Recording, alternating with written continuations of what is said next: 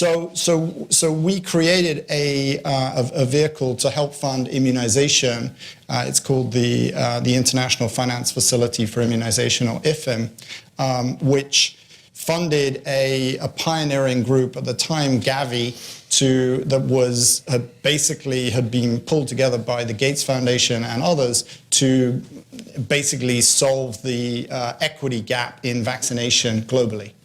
Fundamentally. And what was the instrument?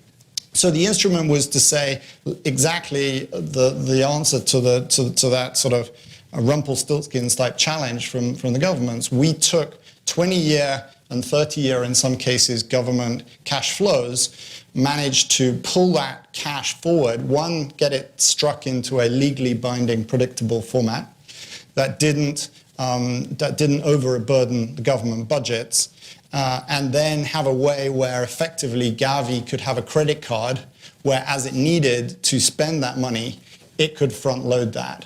And we used the World Bank and Ken and his colleagues as the treasury manager. Gavi is the program manager. They're spending the money.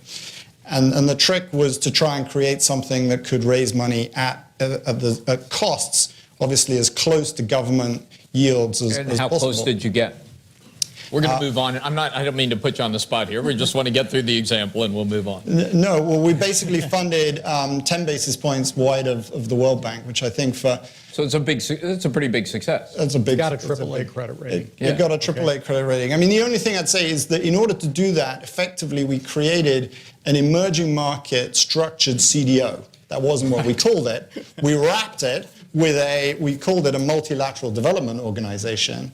And I take a little bit of pride in the fact that but in truth, it is, underneath all that, it is an emerging market CDO. And it sailed through the financial crisis and everything else and is still issuing bonds today.